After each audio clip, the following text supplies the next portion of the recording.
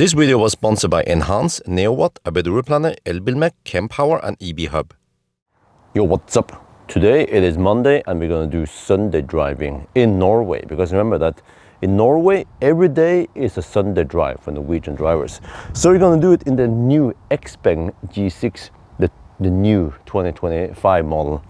So it shouldn't have any differences in efficiency as far as I have measured. The only difference is maybe back here, external wise. It has a little dip here versus the more round off in the all.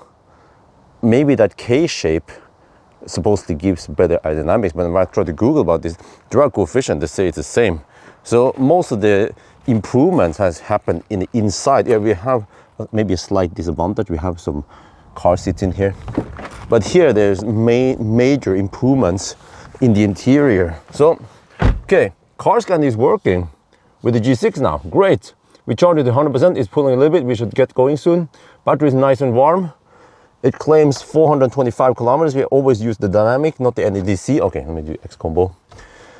And then we will start by driving the south loop actually towards Hellerudsletta. I'm going to film supposedly some 1000 volt true V4 chargers there. They're not operational yet, but the hardware should be there. We're going to take this route and then go this route, Highway 4, and then up here, and then go actually to Venabygdsfjellet and back again. So this car can supposedly go around 570 kilometers on my Sunday drive test.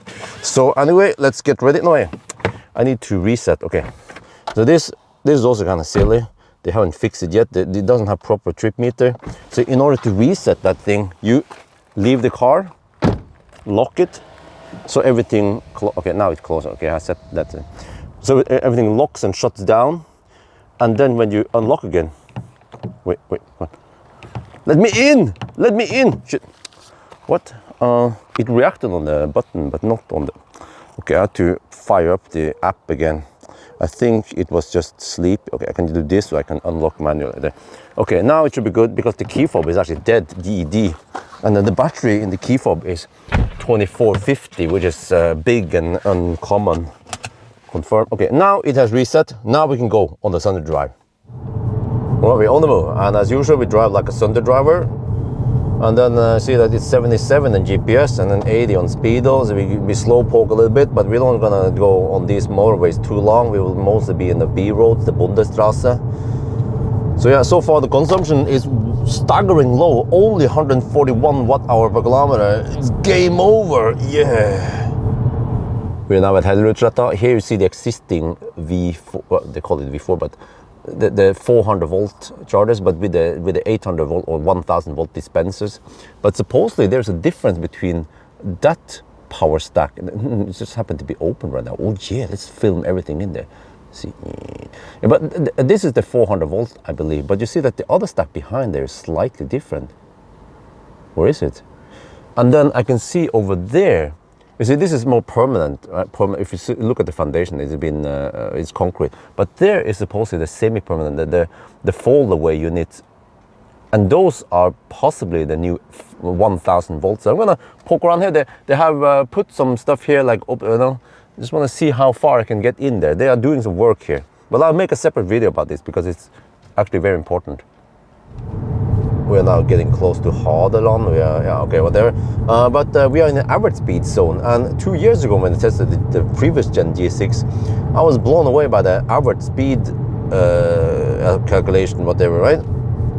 Now it only shows you how many kilometers remaining, but it doesn't show you the current average speed GPS.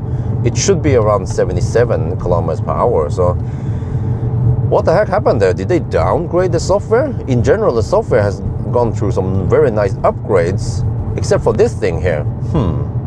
Okay, consumption right now is 154 watt-hour per kilometer. There's some headwind now, and maybe some uphill, so we'll see. I expect it to be slightly lower than 140 watt-hour per kilometer by the end of the day. And also, throughout the test now, I've been running HVAC off. So remember that no fans is always better than only fans. But I have this, very convenient. You know, you can press and hold it, and you can customize the hotkeys and you can move the hotkeys around. So I have now the seat ventilation here on 3. Yeah, it's nice. We have sun in the back, so it doesn't get too hot in the cabin.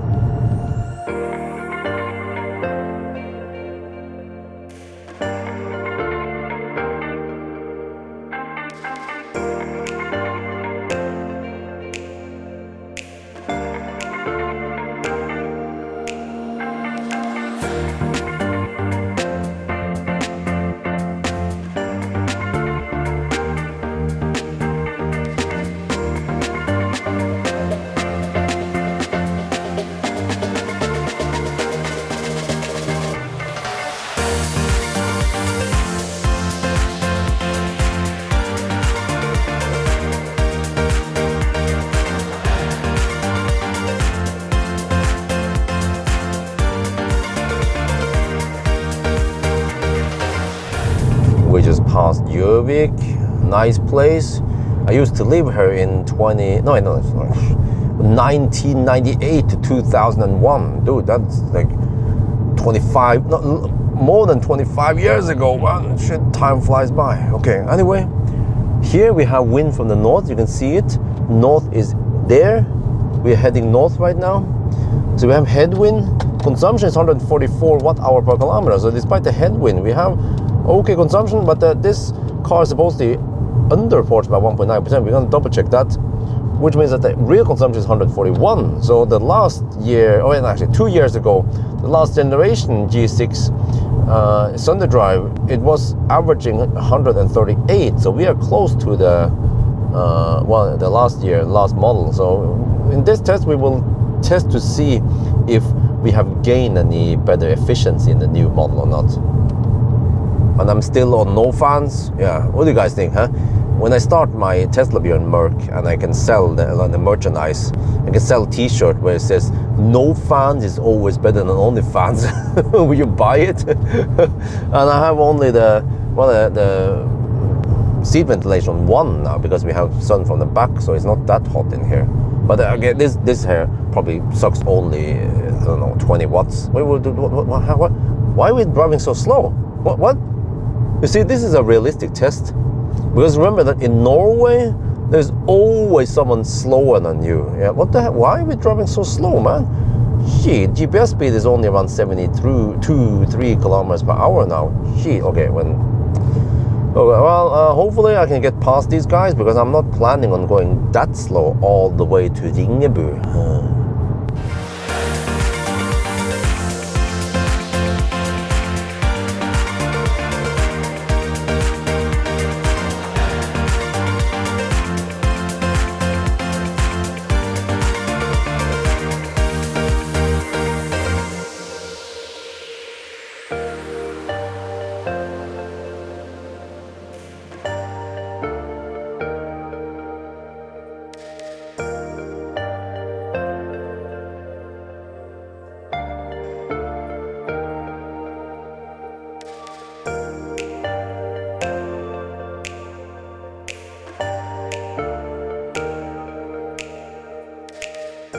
We're now at Ringebu. I'm gonna take a quick pit stop here. Then we check some distance and stuff before we proceed.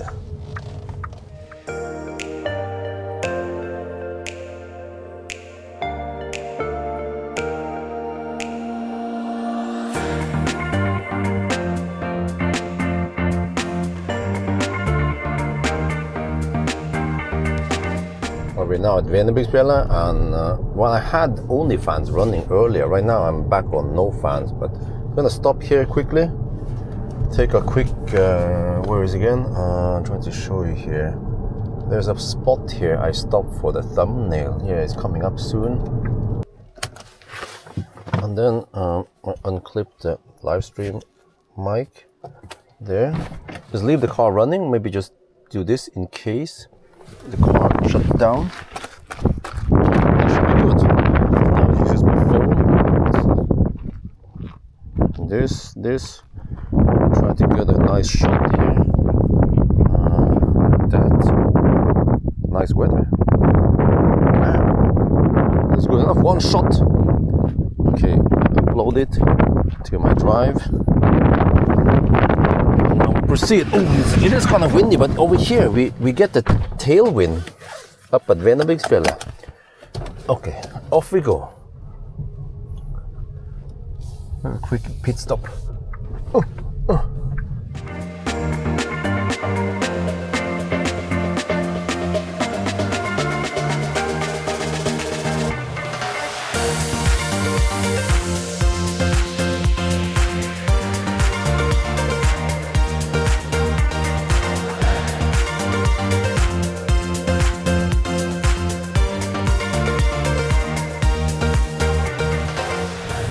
See over here, the road is kind of bumpy. This is kind of, well, not the main road, so the maintenance on this road is not that great. But this is a good test to see how the suspension is. And many people mention that the old G6 had a bit harsh suspension, but it has been worked on or improved in the new G6, and I can totally agree with that. So over here, these harsh bumps here, okay, I can still feel them. You know, it's not like the X9, it just floats over the bumps. It doesn't have air suspension, but it still does a good job of absorbing the bumps so that you don't feel every bump. So, like, compared to, for example, the Model Y from 2019, that was way too harsh suspension. But then with a Uniper, it was a lot better. And the same with the Model 3, but okay, SUV, but not SUV, that's sedan. But yeah, so same here, you know, way nicer without being too bold. So it doesn't bounce nearly as much as a Deepal S07 in Thailand or the Jaguar I-Pace. Yeah, that one is actually available in Norway. So it still has that nice settling. It doesn't bounce more than about 1.5, 2 times before it settles. So I say this is highly approved by Teslabjorn. Yeah, or maybe I should call myself Bjorn or Bjorn. No wait, Bjorn. Yeah.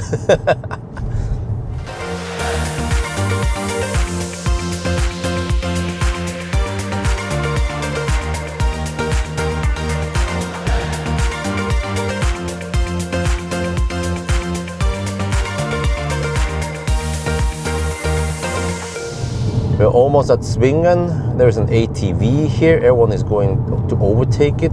Well, I'm going to stop at the resting area anyway. But yeah, we are down to 141 watt-hour per kilometer. Correct, it's 138 only. Wow, that is very good. Oh, this thing is smelly. Why is it even allowed on the road, man? Shit, we're freaking redneck. Okay, go. Okay, anyway, one last pit stop here to pee. I'm down to 27%. We have done around 415 kilometers corrected. Okay, all good. And we still have to drive another 107 kilometers to go back home. And then the car estimates 7% at home. All right, so far so good. Here, Svingen, pit stop. And then I forgot to tell you, it's 21 degrees Celsius outside. And I have to run only fans. Yeah, okay. When everything else fails, then you have to go for OnlyFans. Yeah, and it's still okay. I can show you once we are parked now. Let's say here in the shade, right? I'll show you that the idle consumption. Let's say I have to make sure to park here in the shade. There, okay, and I can do this. Click here, I have a hotkey there for the 360 camera. Oh yeah, look at that, tight parking. Okay, you see here, when they park, we consume 0.3 kilowatt or 300 watt. Okay, but if we do this, off with that, off with the ventilation there, it still says 0.3. It means that OnlyFans maybe pulls only 50 watts, right? Okay, all good.